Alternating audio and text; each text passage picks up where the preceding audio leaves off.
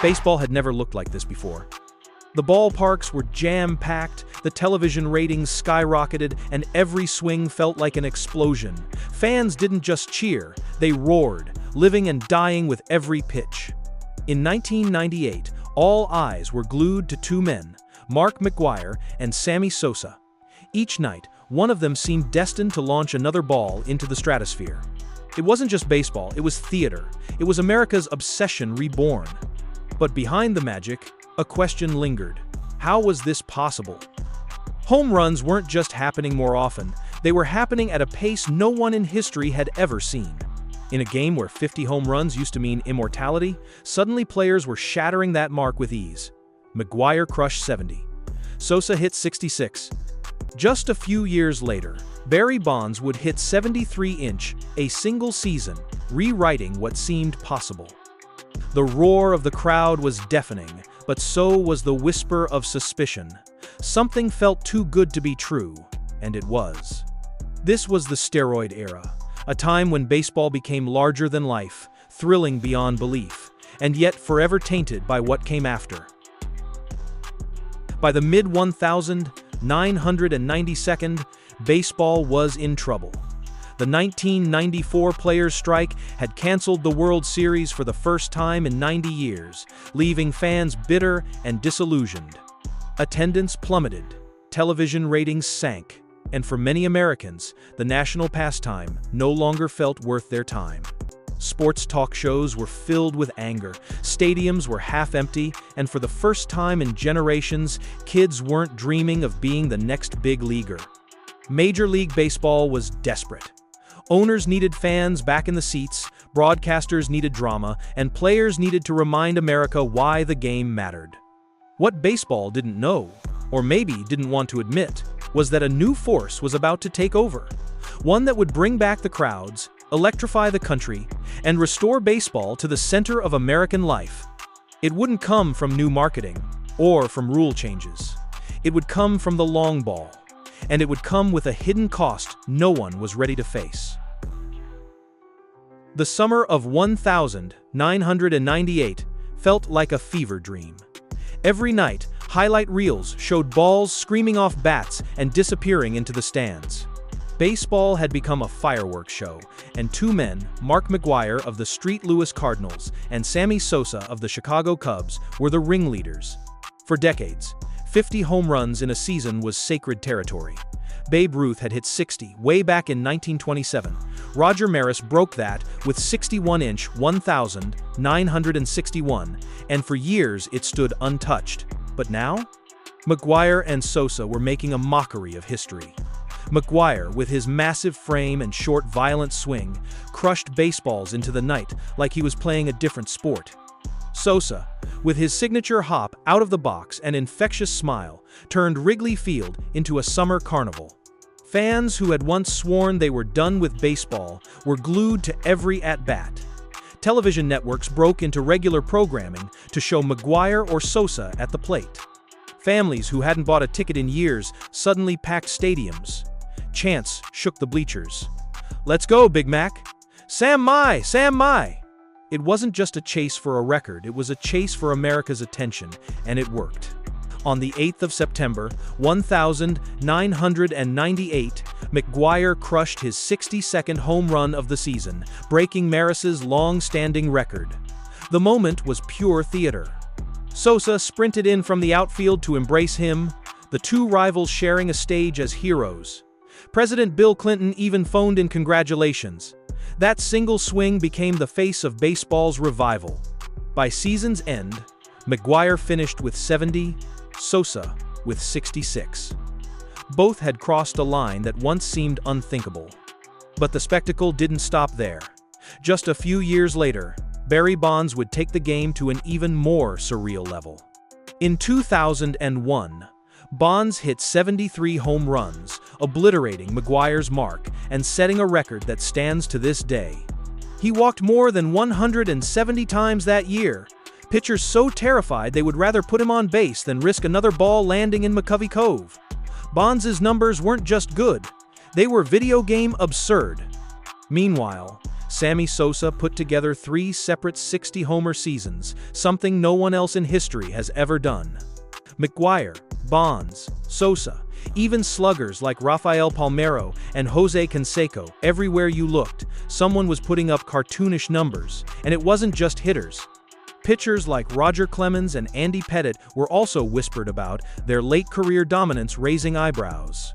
The long ball had become king, and Major League Baseball was reaping the rewards.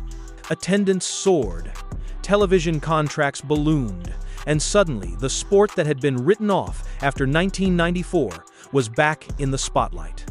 Sports Illustrated, ESPN, newspapers coast to coast, they all plastered home run chases on their covers. It was intoxicating, a high that baseball hadn't felt in decades. But underneath the celebration, there was always that quiet question in the background.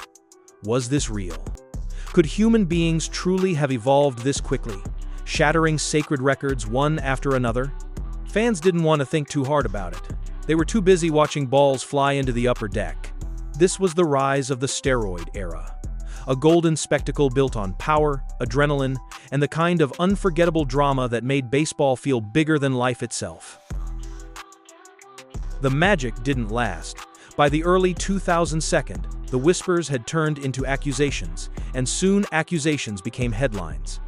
Reporters began to dig, and the numbers that once thrilled fans started to look suspicious.